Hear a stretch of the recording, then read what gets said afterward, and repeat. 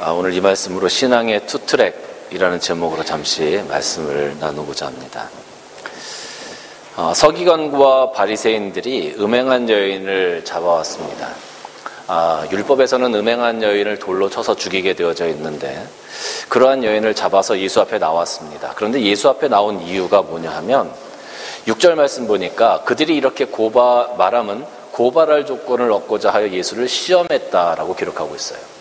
다시 말하면 예수님께서 이 율법을 어긴 여인에 대해서 처분하는 그 내용을 가지고 예수님이 잘못 이야기하면 그 예수를 다시 내가 고발해서 잡아 죽여야 되겠다라는 그런 생각을 가지고 이 여인을 데리고 나왔다는 거예요. 그런데 이 서기관과 바리새인들이 이 음행한 여인을 데리고 예수 앞에 나왔을 때 자기들만 온 게 아니었어요. 군중들을 선동해서 그 군중들과 함께 나왔다는 거죠. 그러니까 군중들을 막 모아서 함께 나와서 세일을 과시하는 거죠. 예수님한테 압박을 하는 겁니다. 이 여인을 이렇게 죽여야 되고 이렇게 많은 군중들이 동조를 하고 있으니 당신 어떻게 하시겠습니까? 그리고 예수님께서 하시는 그 말들이 모든 군중들 앞에서 증언으로 예수님이 이렇게 실수했다 잘못했다라는 것을 군중 앞에서 증명하기 위해서 많은 군중들을 데리고 나왔다라는 거예요. 그런데 이 군중들에 대해서 오늘 좀 한번 살펴보려고 합니다. 여러분, 우리가 군중심리라는 이야기가 있어요.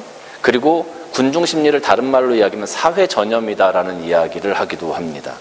이 군중심리나 사회전염 이렇게 이야기하는 것은 뭐냐 하면 우리가 어떤 큰 그룹 안에 군중 안에 속해 있을 때 그 군중, 그 사람들의 타인들의 행동이나 심리나 생각에 동조하고 따르게 되는 것을 이야기하게 되어져요. 그러니까 나 혼자는 약해서 못해, 나 혼자는 감당할 수 없어, 나는 얘기 못해, 이러한 부분이지만 사람들이 같이 하고 군중들이 막 으쌰으쌰 하게 되어지면 나도 모르게 막 용기가 막 솟아나는 거예요. 내가 그것을 감당할 수 없다는 그런 생각들이 자꾸 사라지게 되어지고 용기가 자꾸 생겨나는 거죠. 그래서 군중들과 함께 막 뭐가 하게 되면 뭔가 꼭 다 이룰 수 있을 것처럼 나의 부족함이나 나의 약함이 다 사라져버리는 거예요. 그 군중이라는 것이 나의 방패가 되어지고 나의 안식처가 되어지고 나의 피난처가 되어지고 내 보호막이 되어지기 때문에 걱정이 다 사라집니다. 그리고 용기가 막 솟아나요. 그래서 뭐든지 다 할 수 있을 것처럼 막 으쌰으쌰 하게 되는 거죠. 그런데 거기에 한 가지 문제가 있습니다. 이 군중심리에 빠지게 되어지면 개인의 윤리나 개인의 지식이나 개인의 판단이나 이런 부분들이 굉장히 약화돼요.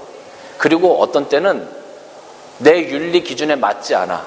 그럼에도 불구하고 내 지식 기준에 맞지 않아. 그럼에도 불구하고 그 군중이 다 그렇다고 이야기하면 또 다 그런 방향으로 가게 되면 결국 나도 따라가게 되는 그런 오류를 범하게 되어진다라는 거죠.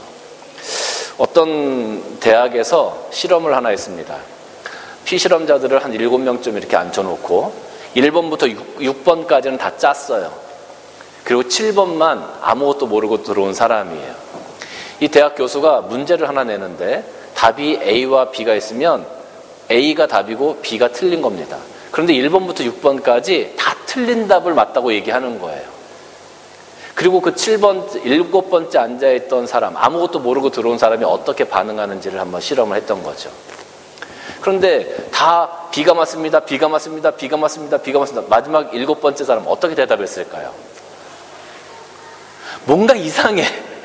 뭔가 분위기가 이상하고 뭔가 이상한데 다 B가 맞다고 얘기하니까 이거를 A가 맞다고 얘기하기가 부담스러운 거예요. 그래서 어떤 사람은 A가 맞다고 얘기하지만 한 2번, 3번 정도 질문이 더 가면 결국은 B가 맞다라고 이야기하는 거예요. 그 실험에 참가한 사람 중에 약 70%의 사람들이 잘못된 오답을 정답이라고 얘기를 했어요. 누가 봐도 답이 아닌데 앞에 있는 모든 사람들이 다 그것이 맞다고 하니까 내 판단과 내 기준과 내 생각을 버리는 거죠. 그리고 거기에 동조해버리는 거예요. 이게 군중심리라는 거예요. 실험이 다 끝난 다음에 그 7번째 피실험자에게 물어봤습니다. 왜 틀린 답을 맞다고 얘기했습니까? 대부분의 사람들이 하는 얘기가 부담감이 생긴다는 거예요. 다른 사람들이 다 아니라고 하는데 내가 그것을 맞다고 얘기하기가 부담스럽다는 거죠. 그리고 그냥 내가 틀린 것을 골라서 가는 것이 더 편안한 마음이었다라고 이야기를 해요. 이게 군중 안에 들어있는 개인들의 심리입니다. 그러니까 이 그룹에서 그 그룹이 이야기하는 모든 것들을 다 따라가지 않으면 나 혼자 뭔가 큰 압박감을 가지고 부담감을 가지고 거기서 꼿꼿하게 서 있어야 된다는 거죠. 그 부담감이 엄청나다는 거예요. 어떤 학자는 이렇게 얘기합니다. 그 그룹이나 공동체에서 소외되면 이 뇌에서 신체적인 고통을 담당하는 부분이 활성화된다는 거예요. 그러니까 그것 때문에 사실은 사람들은 이 사회적인 동물이 될 수밖에 없고 어떤 공동체에 속하려고 노력할 수밖에 없게 되어진다라는 거죠. 우리가 이 군중 심리를 가만히 보면 지금 한국 사회에서도 그런 일들이 많이 일어나고 있는데 그게 대표적인 게 뭐냐면 주식입니다. 주식해서 누가 돈을 벌었다, 뭐 주식해서 누가 뭐 대박이 났다. 주식이 막 그냥 주식이 투자하는 사람들이 어마어마합니다. 20대, 30대 그 청년들이 무슨 돈이 있겠습니까? 그런데 투자를 해요.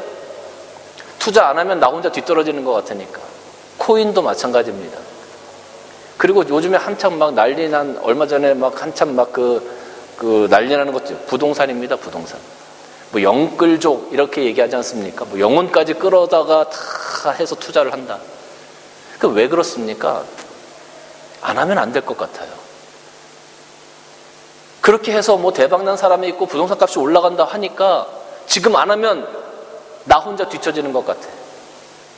근데 그것이 맞습니까?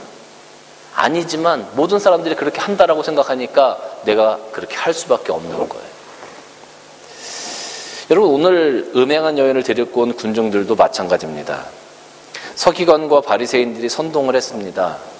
아마 그들은 하나님의 말씀, 율법을 가지고 그들을 선동했을 겁니다. 하나님의 말씀을 가지고 이야기하니까 그럴듯하지 않겠습니까? 그러니까 많은 사람들이 거기에 동조를 할 수 있었어요. 죄인을 돌로 치는 것, 모든 사람들이 다 돌을 들고 그 여인을 치려고 합니다. 그러니 정당성도 확보되는 겁니다. 나 혼자만 그 여인을 돌로 친다고 하면 부담스러웠을 텐데 모든 사람들이 다 돌을 들고 그 여인을 치려고 하니 그 속에 내가 있으니 내가 돌을 던지는 것도 편안하게 던질 수 있었어요. 아마 스스로는 나는 율법을, 하나님의 말씀을 지키는 의인이다, 의인의 행동을 하고 있는 거야 라고 그 사람들은 생각했을 겁니다. 어쩌면 약간의 양심에 찔리는 사람들도 있었겠죠. 그러나 얼떨결에 군중들이 가니까 돌을 들고 쫓아온 사람들도 있었을 겁니다. 근데 예수님께서 그들이 묻기를 마지 아니하는지라 이에 일어나 이르시되 너희 중에 죄 없는 자가 먼저 돌로 치라. 죄 없는 자가 먼저 돌로 치라 이렇게 말씀하셨어요. 그랬더니 그들이 이 말씀을 듣고 양심의 가책을 느껴 어른으로 시작할 젊은이까지 하나씩 나가고 오직 예수와 그 가운데 서는 여자만 남았다. 여러분, 죄 없는 자, 너희 중에 죄 없는 자가 먼저 돌로 치라. 이 한마디가 굉장히 임팩트 있는 말씀입니다. 무슨 말씀이냐면 군중 속에서 나는 돌을 던질 자격이 있는 사람이야. 나는 돌을 던져도 괜찮아. 왜? 모든 사람들이 다 던지니까. 그것을 정당화시켜주고 또 이것은 율법의 말씀이니까 난 그렇게 할 수 있어 라고 생각했던 그 사람들. 예수님께서 그 군중 속에 있는 사람들, 군중 속에 숨어있던 한 개인에 대해서, 한 개인을 그 군중으로부터 끄집어낸 말씀이 바로 너희 중에 죄 없는 자가 먼저 돌로 치라라는 말씀이에요. 군중 안에서 딱 숨어서 나는 죄 없는 것처럼, 나 있는 의인인 것처럼, 나는 하나님의 말씀을 집행하는 사람인 것처럼 생각하고 있던 그 사람들을, 그 사람 중에 한 사람을 예수님께서 끄집어내시는 거예요. 그래서 너 정말 죄 없어? 너 정말 이 여인에게 돌 던질 수 있는 의인이야? 너 정말 하나님 말씀 앞에서 깨끗한 사람이야? 군중 속에 숨어있던 한 개인의 실존을 끄집어내는 말씀이 바로 이 말씀이다라는 거예요. 너 왜 정답이 아닌데 그걸 정답이라고 얘기해? 너 왜 네 죄가 있는데 너는 의인이라고 생각해? 너희 중에 죄 없는 자가 먼저 돌로 치라. 개인의 실존에 가서 딱 부딪히는 말씀을 예수님께서 지금 던지시는 거예요. 군중 속에 숨어있지 말고 이리 좀 나와봐. 너 정말 돌 던질 수 있는 의인이야? 너 정말 죄가 없어? 그때 과연 누가 돌을 던질 수 있겠습니까? 예수님의 그 말씀을 들었을 때 사람들은 자기의 개인적인 오류를 깨닫게 되었습니다. 정말 내가 정죄할 자격이 있나? 내가 정말 이 돌을 저 여인에게 던질 수 있을까? 나는 의인일까? 난 정말 죄가 없는 자인가? 번쩍 정신이 들었겠죠. 번쩍 정신이 들어서 보니까 내 두 손에 저 여인을 향하여 던질 수 있는 돌이 내 손 안에 있는 거예요.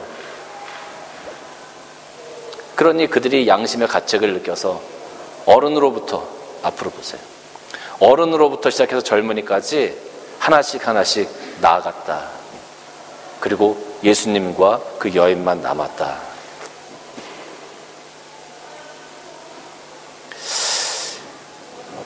여러분, 이 군중심리라는 것이 꼭 나쁜 것만은 아닙니다. 군중심리가 나쁜 것만은 아니에요. 이게 잘못된 방향으로 가기 때문에 나쁜 것이지, 이것이 만약에 좋은 방향으로 가게 되어지면 정말로 세상을 바꿀 수 있는 엄청난 파워를 가지고 있는 것 또한 이 군중심리라고 할 수 있어요. 여러분, 우리가 긍정적인 군중심리를 보면 2002년도에 우리 월드컵 했었죠. 월드컵 할 때 많은 사람들이 붉은 옷을 입고 거리로 다 쏟아져 나왔습니다. 함께 응원을 했습니다. 전 세계의 그 응원의 문화를 바꿨던 것이 우리 길거리 응원이었을 거예요. 모든 사람들이 다 쏟아져 나왔거든요. 엄청난 힘, 엄청난 파워가 있었습니다. 예전에 태안에 기름 유출 사건이 있었죠. 기름 유출 사건이 있었을 때 많은 사람들이 청소년부터 시작해서 고등학생부터 시작해서 나이 드신 분들까지 다 태안으로 달려갔습니다. 그리고 돌을 하나하나 씻어가면서 그 기름을 다 걷어냈습니다. 많은 사람들이 함께 했습니다.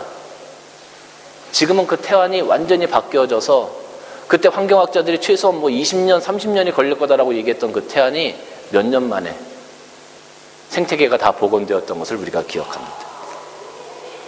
예전에 우리 한국에 IMF가 왔을 때는 어떻습니까? 모든 국민들이 집에 있는 금을 들고 나왔습니다. 금 모으기 운동했었죠. 너도 나도 누가 시키지 않아도 다 같이 참여했습니다.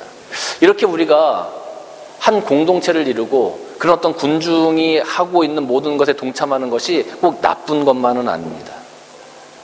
좋은 방향으로 간다면 얼마든지 큰 힘을 발휘할 수 있는 것이 바로 이런 군중심리라고 할 수 있습니다. 신앙에 있어서도 마찬가지입니다. 신앙에 있어서도 두 가지 방향의 신앙이 필요합니다. 첫째는 군중의 신앙입니다. 군중의 신앙, 그러니까 좀 이상하죠? 이 군중의 신앙이 잘못된 경우도 참 많이 있었습니다. 예전에 우리 80년대 같은 경우 큰 선교대회들이 있었어요. 거기서 목사님들이 앞에서 막 설교를 하시고 찬양하고 뜨겁게 기도하고 선교사로 자원할 사람 손드시오. 그러면 청년들이 주여 제가 가겠나이다 하면서 막 손들고 난리도 아니었어요. 그때 그렇게 자원해놓고 그때 그렇게 서원해놓고 집에 돌아와가지고 어떻게 하지? 나 선교사 못 나가는데 나 목사 못 되는데 어떻게 하지?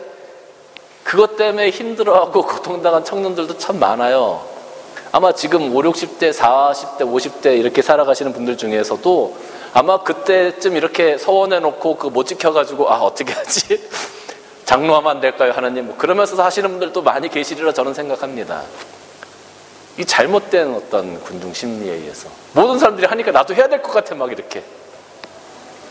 또 부흥회 같은 데 가면 어땠습니까? 부흥 강사들이 그때는 그랬죠. 막 이렇게 기도하고 막 하면서 자 오늘 여러분들 교회 돌아가서 50만 원 건축 헌금하실 분 손 드셔. 그러면 막 여기저기서 손을 드는 거예요. 그럼 나도 얼떨결에 손 들어가지고 저도 하겠습니다. 당장 먹고 살 것도 없는데 그렇게 약속해놓고 그거 못해가지고 쩔쩔매고 그거 양심에 걸리고 막 힘들어하고 그렇게 했던 성도들이 참 많이 있습니다. 잘못된 군중심리라고 저는 생각해요. 근데 좋은 쪽으로 긍정적인 군중의 신앙을 가지고 가면 그 군중의 신앙은 굉장히 파워가 있다고 저는 생각해요. 긍정적이고 의로운 군중의 모임, 선하고 윤리적인 군중의 모임, 정말로 세상을 바꿀 수 있는 그런 파도가 될 수 있는 군중의 모임, 하나님의 미션, 하나님의 선교를 감당할 수 있는 그런 군중의 모임. 저는 그것이 교회라고 감히 여러분들에게 말씀드리고 있습니다. 오늘 우리가 모이고 있는 이 교회가 바로 그런 군중의 신앙을 만들어가는 장소예요.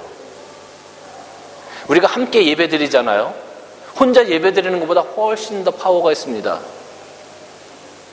우리가 예배드리면서 옆 사람이 열심히 하나님의 은혜를 받는 것으로 보여. 그럼 나도 그 분위기에 휩쓸려서 하나님의 은혜를 훨씬 더 쉽게 경험할 수 있게 되어집니다. 뜨겁게 같이 기도합니다. 같이 기도하면서 막 통성으로 기도합니다. 나도 통성으로 막 따라가면서 기도합니다. 그러다 보면 내가 하나님의 은혜를 훨씬 더 쉽게 경험하게 되어지는 그런 일들이 많이 생겨집니다. 봉사하고 헌신하는 것도 마찬가지죠.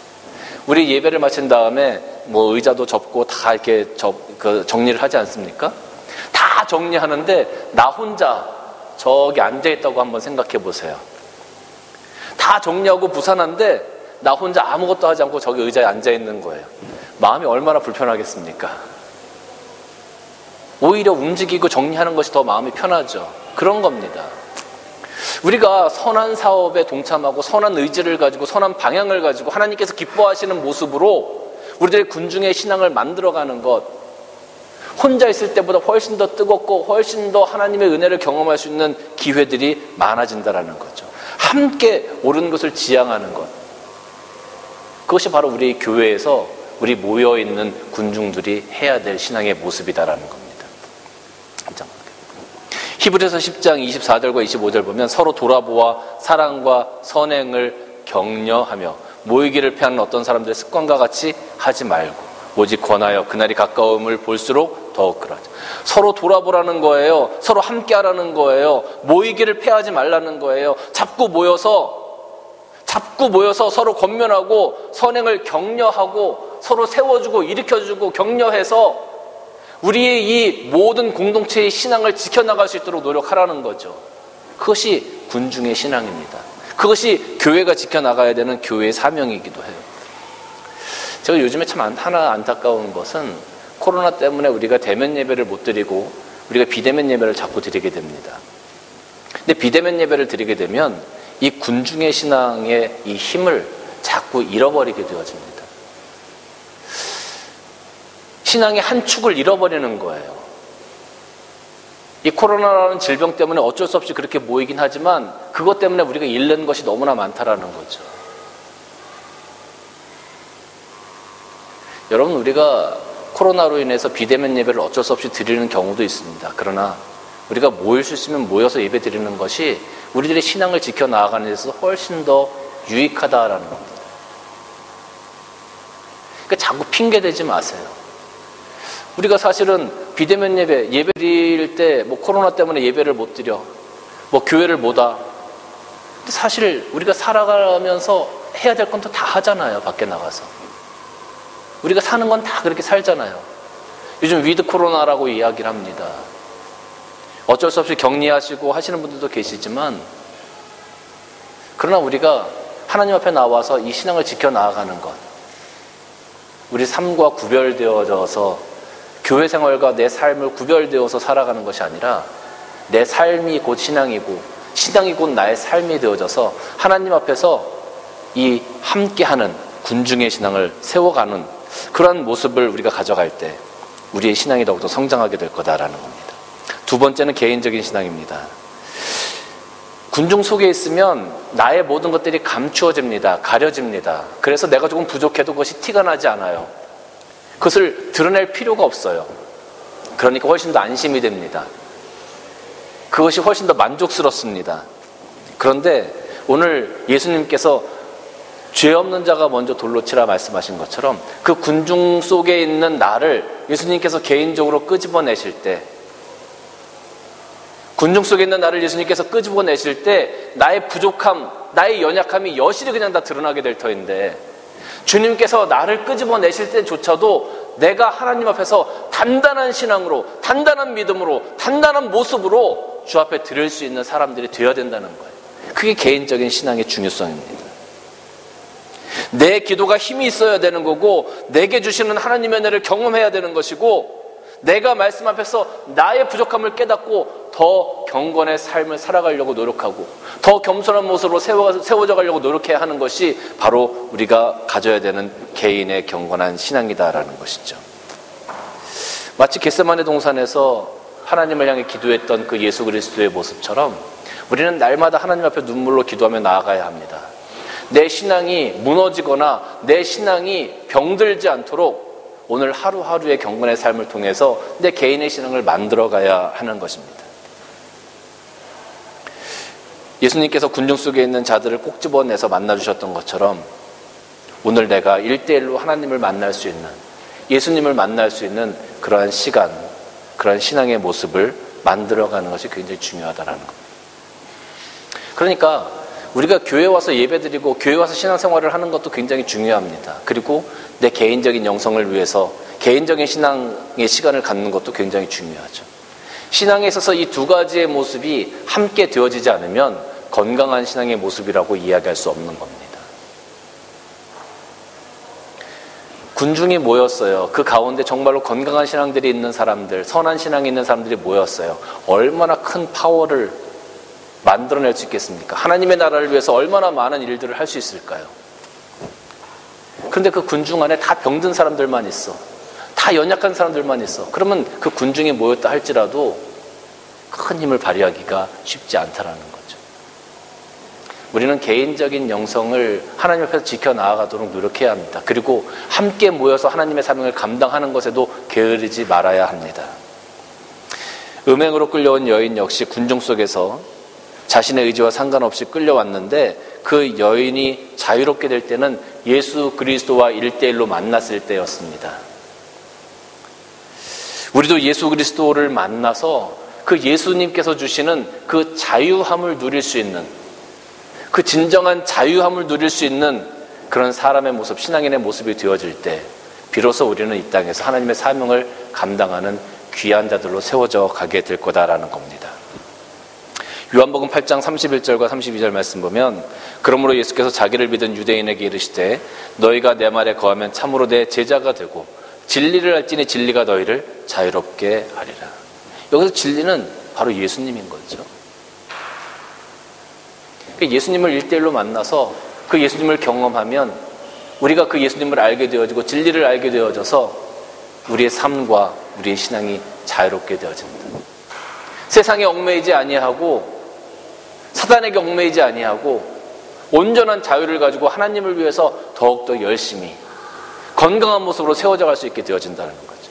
그것을 위해서 우리가 군중의 신앙과 개인의 신앙이, 이 투 트랙이 항상 우리 삶 가운데 필요하다는 겁니다. 교회 나오는 것만 좋아하시는 분들이 계세요. 교회 나와서 예배 드리는 거 좋아하시는 분들이 계세요. 그런데 개인적인 영성 생활을 하지 않아. 하나도 하지 않아. 어떤 분들은 개인적인 영성생활만 하시겠대요. 교회 못하러 갑니까? 하나님 우리 집에도 계시고 어디나 계시는 분인데 그냥 나 혼자 성경 읽고 하나님 만나면 되지. 교회 갈 필요 없어요. 이렇게 얘기하시는 분들도 있어요. 둘 다 병든 신앙입니다. 정말로 건강한 신앙은 교회에 나와서 모두 함께하는 이 신앙 안에서 하나님을 예배하는 것, 그리고 내 스스로의 경건의 시간을 지켜나가서 내 스스로의 개인의 신앙을 지켜나가는 이 두 가지가 늘 함께 해야만 가장 건강한 신앙이라고 이야기할 수 있는 겁니다. 사랑하는 성도 여러분, 오늘 신앙의 투 트랙에 대해서 잠시 나누었습니다. 여러분의 신앙의 모습은 어떻습니까? 주일날 교회 나오는 군중의 신앙을 중요시하는 신앙입니까? 아니면 개인의 신앙을 더 중요시하는 신앙입니까? 저는 오늘 여러분들에게 이 두 가지를 통해서 더 건강한 신앙, 그리고 하나님께서 기뻐하는 신앙으로 세워져 가시기를 주님의 이름으로 간절히 축원합니다. 기도하시겠습니다. 주님 감사합니다. 오늘 말씀을 통해서 우리가 신앙의 모습에 대해서 잠시 생각해 보았습니다. 예수 그리스도를 만나서 자유롭게 되어진 그 음행한 여인처럼 우리가 예수 그리스도를 만남으로 말미암아 그 진리 가운데서 자유케 되어지고 또 하나님께서 주시는 말씀으로 말미암아 힘을 얻어 이 군중의 신앙과 개인의 신앙을 통하여 날마다 건강한 모습으로 주 앞에 세워져 가서 이 땅에서 빛과 소금이 되어지고 사명 감당하는 우리 모두가 되어질 수 있도록 축복하여 주옵소서. 예수님의 이름으로 기도드리옵나이다. 아멘.